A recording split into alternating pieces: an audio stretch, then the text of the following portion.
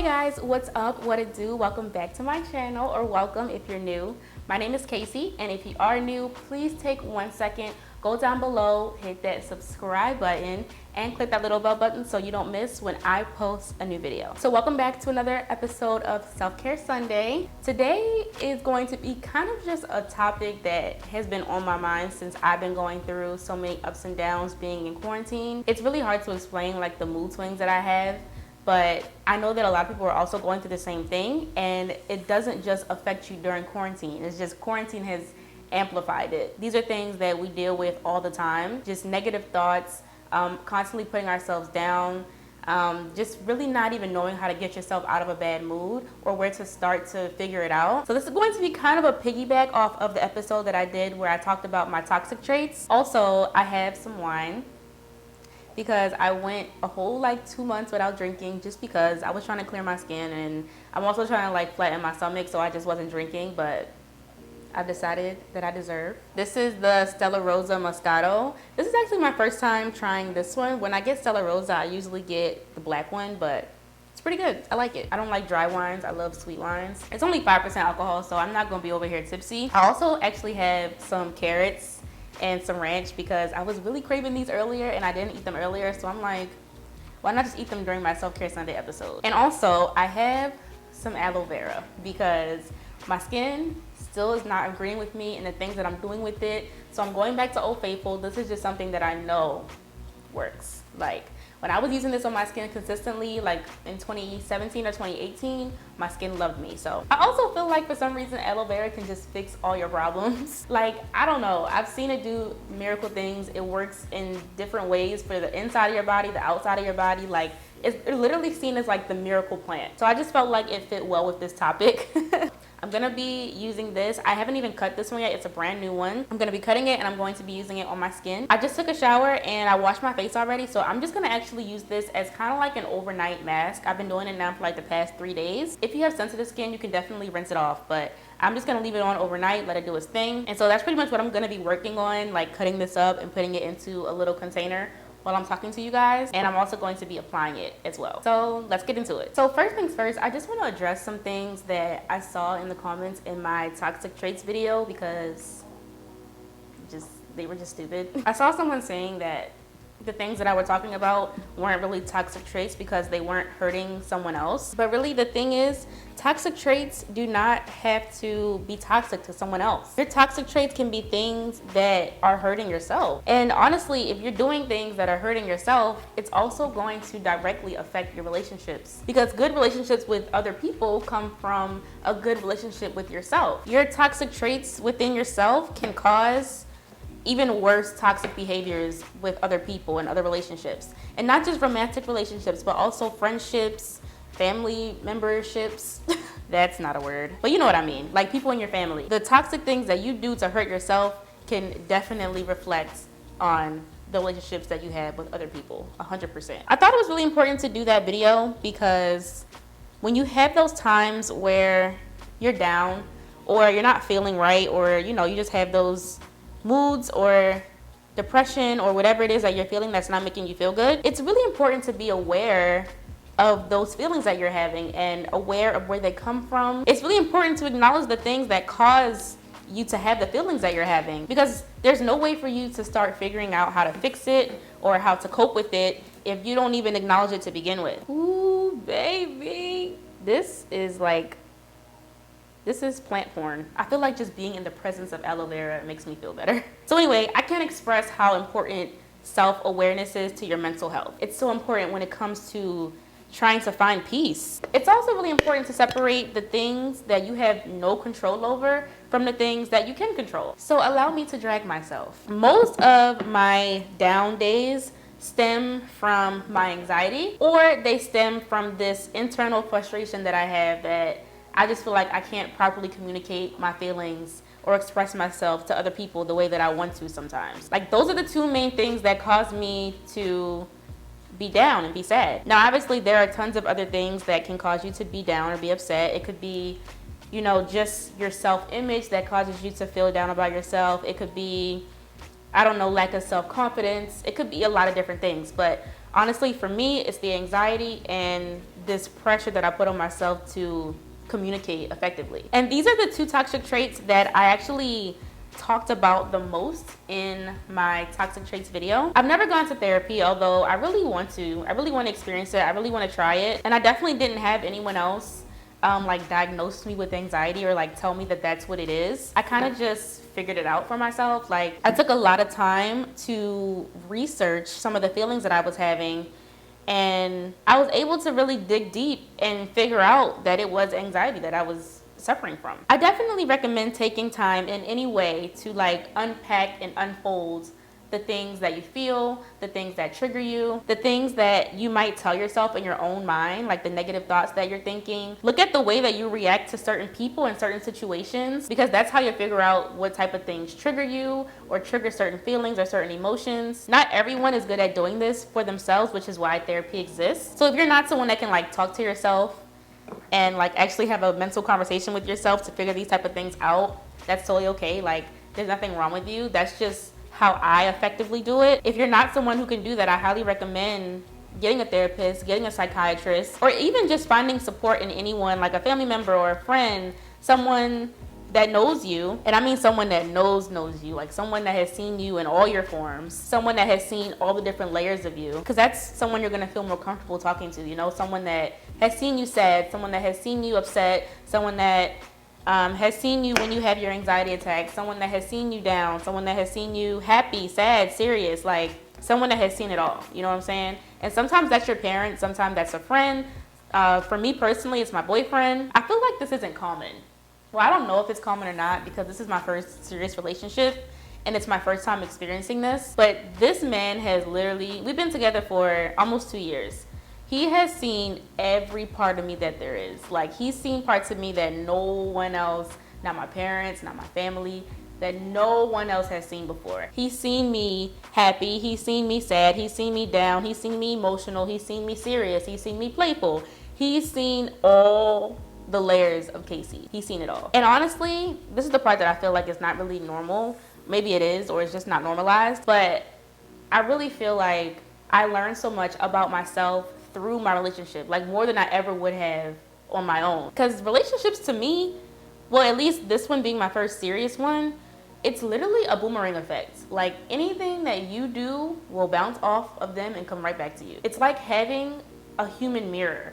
Things that you wouldn't normally see, or things that you wouldn't normally like pick out about yourself, are evident when you are in a serious relationship or you're with somebody that you really love. Anything that you're feeling or anything that you're experiencing, they're also gonna feel it in some way, shape, or form. It's gonna reflect in a conversation, in an argument, in anything. Like, it's gonna reflect. So let me give y'all an example of what I mean by this like boomerang or reflection effect. Let's say I had no idea what anxiety was. Never heard of it, never experienced it, never felt that emotion. Let's just pretend, right? Let's say me and my boyfriend are arguing over, I don't know, anything. And let's say I get frustrated, I get heated, I get overworked. I'm feeling this feeling that I don't know exactly what it is. I'm getting frustrated because I can't get my point across. I'm getting frustrated because I feel like I can't express myself. I'm overthinking. And then me, I'm like an empath, and I also just don't like confrontation, and I don't like arguing with people that I love in general. So I'm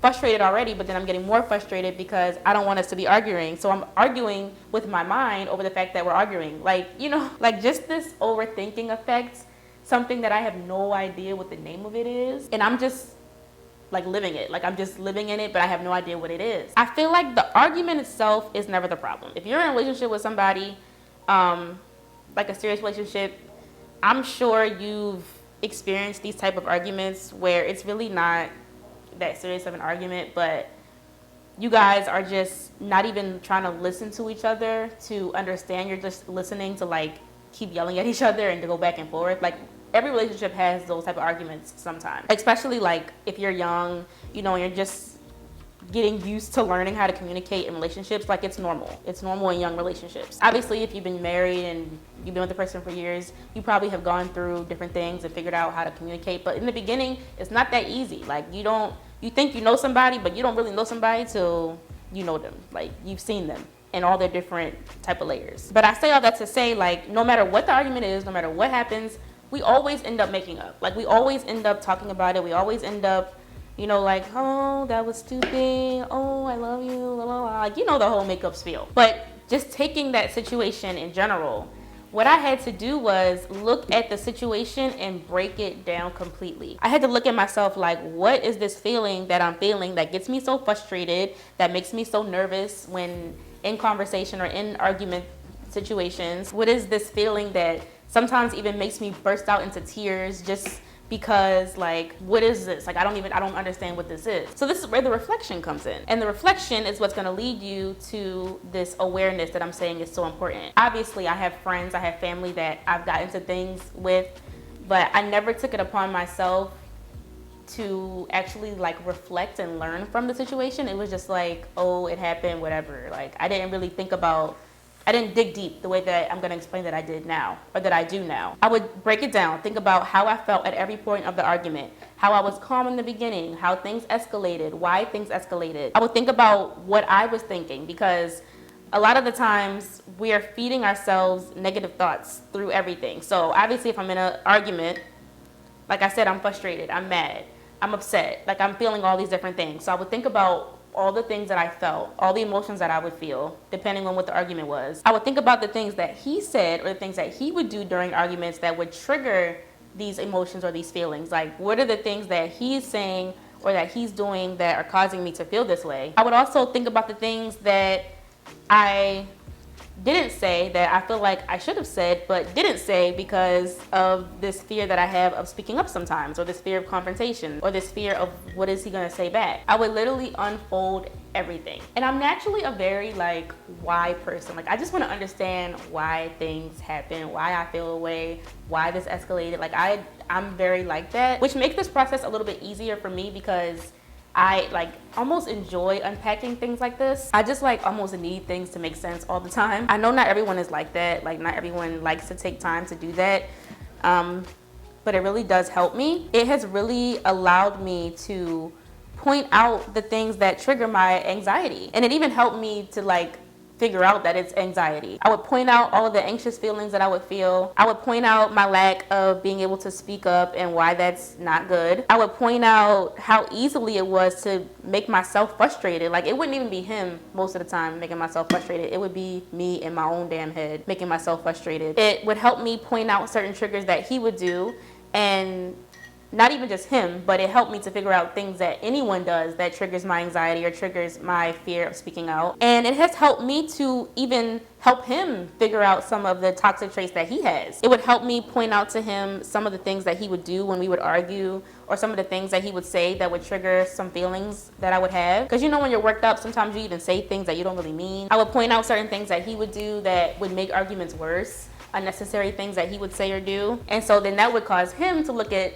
his own toxic traits to figure out why he's causing the triggers. You know what I'm saying? So it's literally like a snowball effect. It has truly helped our individual personal development, because obviously we're dissecting how we feel, but it also helps our relationship together because we're able to have these open and honest conversations with each other, and we're able to understand each other a little bit more on a, you know, like an emotional level, like a deeper level. I feel like we're definitely still individually working on making our toxic traits better, or not make them better, but like suppress them, which ultimately leads to our communication as a couple being better. So I say all that to say that's why I call it the boomerang effect, because let's say we were just both toxic and we would just both keep arguing and we wouldn't do nothing about it ever. It would just be a huge toxic situation, and it would keep bouncing back and forth from each other, and neither one of us would grow, neither one of us would get better. And this doesn't only apply to romantic relationships.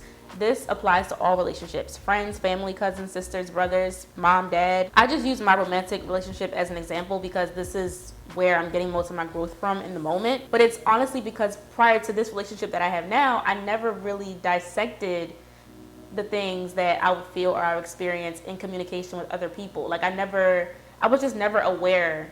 And so because I was able to like dissect these things from this one relationship, it not only helps me, but it helps me look at my other relationships and figure out how the things that I found out about myself are affecting them. Baby carrots are so good. You know what's so funny? My boyfriend's cousin actually met the guy who invented baby carrots. How cool is that? But anyway, I kind of got off topic. With that, but I just kind of wanted to explain how I dissect myself, like, because I do it the best when I can see it in a relationship, because it's hard to kind of dissect something within yourself, if that makes any sense. Basically, my point was my relationship helps to make some of these things that I never knew about myself more apparent. It brings like my negative traits to the forefront. It brings my positive traits to the forefront as well, but it definitely opens my eyes to some of the negative things that I would have never thought about or realized. And those negative things, they pour into other parts of my life. Like they pour into work life. They pour into the anxiety that I feel when I'm trying to record or do something. So it doesn't just affect my relationship, it affects my life. But I was able to see it through my relationship a little bit more clear. And it's like, oh, so that's why I feel that way when that happens. Or that's why I get upset when that happens. And then it just opens up a third eye almost to the rest of the things that my anxiety affects. I just finished cutting up my aloe, so I'm about to apply it to my skin now. I cut up the whole plant, but I'm just gonna use a little bit and put the rest of it in the fridge. Now, I do wanna point out that anxiety is a totally normal thing to experience, and all the emotions and all the feelings that come with it are also normal. Like, we're human, we feel things. And not just anxiety. Like, anxiety is just my personal example, that's why I keep saying it, but I mean any type of lack in mental health that you might have. Like, we're human, like, it's gonna happen, right? So how do you deal with it? Like, what do you do? So I've already explained the importance of acknowledging it, right? So that's the first thing. Now you've acknowledged it, you know what it is, you are able to figure out how to cope with it. Now, sometimes you literally just have to let yourself feel it. Sometimes you really can't rush your mind into getting over something or into like pretending like it doesn't exist. I feel like a lot of the times we just pretend like we don't experience these feelings of whatever we experience, whether it's anxiety, depression, nervousness, I don't know, anything. We just pretend like we don't feel it. And it's like, what does that solve? What does that do? It literally makes the problem worse when you do that. So I've become very intentional on how I deal with my feelings and my emotions. I don't fight it because, like I said, that takes too much energy. It makes it worse. It's just not worth it to be in a battle with your own mind. Like, it's not worth it. When anything triggers my anxiety or starts to trigger those negative thoughts or negative feelings, I've literally trained my brain, okay? I've trained my brain to just be gentle with my own feelings. Because like I said, you're gonna feel them. There's no way for you to just turn off the emotional button in your head. Like, you're gonna feel things because you're a human. But you just have to learn how to be gentle. You can't make yourself feel guilty for how you feel, which I struggle with that still. I'm still dealing with that. But you really can't make yourself feel guilty for how you feel, which you guys already know if you've seen my how the quarantine has affected me video. Like, I was just feeling so guilty for my own feelings. You can't do that. Like, it makes it worse. You can't beat yourself up about how you feel. You can't convince yourself to not feel. What is that gonna do? Your brain's gonna overpower that every time. You just have to learn how to be gentle with your feelings. You have to, once you've acknowledged it, you just have to be gentle with your own mind and your thoughts. You have to affirm yourself that it's okay to feel how you feel. You just can't let it consume you. That's where people mess up. I feel like some people kind of lose control of the strength of their positive muscle, if that makes sense. Let me explain what I mean by positive muscle. Most of the time when I'm feeling down, it is for one of three reasons. It's either that I put unnecessary pressure on myself for anything, I've stressed myself out about something that I can't control, or something that might not be perfect right now, something that requires like a long-term work ethic or patience, or I've taken a simple situation and blown it up into something that it didn't need to be. It's definitely easier said than done, but you have to slowly but effectively learn how to train yourself on how to feed your mind more positive thoughts, so that way the negative ones don't affect you as much. Now, there's no way to get rid of negative thoughts 100%. Like, that's just never gonna happen. But the more positive you are, the stronger you make your positive muscle, the easier it will be to suppress negative thoughts when they do come, because it's gonna happen. I found that writing helps me a lot. Sometimes you can just make a list of all the negative things that you are hearing in your head and flip it so that it has a more positive verbiage. Kind of like that saying, some people see the glass half empty, but some people see the glass half full. Oh my God, this Aloe feels so, y'all, it feels so good. It's like it has this cooling effect, and I put my Aloe in the fridge so it's cold.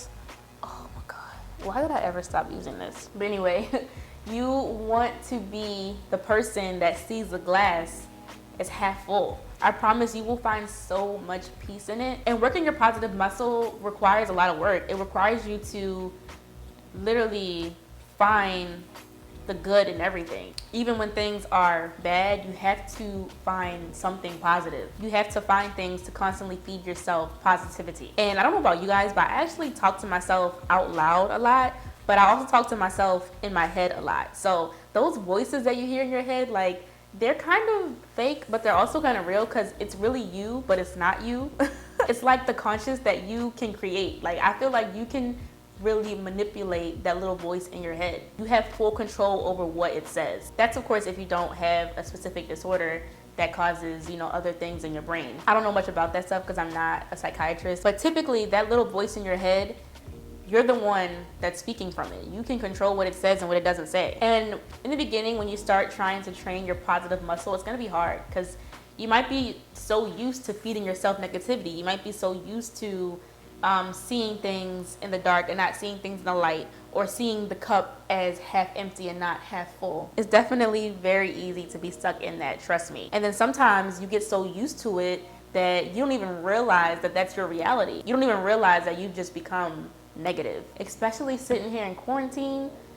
Let's say that you literally have nothing to do all day and you're just negative. You're gonna feel that intensely during this time. So I can't express enough how important it is to feed yourself positivity at all times. And you might even have to create a positive routine. Like, then you're gonna constantly do it and it's gonna become second nature to you. And like I said, there's no way to completely get rid of negativity. Like, there's just no way to do it. But that's why you have to work your positivity muscle as much as humanly possible. So that way, when the negative thoughts do come, it's gonna be easy peasy lemon squeezy to suppress them. Think about it like this. If your positivity muscle is at a 90% mass, your negativity muscle is only at a 10% mass. Look how easy it's gonna be to overpower that. But if your negativity muscle is at a 90% mass and your positivity muscle is at a 10% mass, it's gonna be a lot harder to have the positivity overpower the negativity. It's way harder. I found that during the quarantine,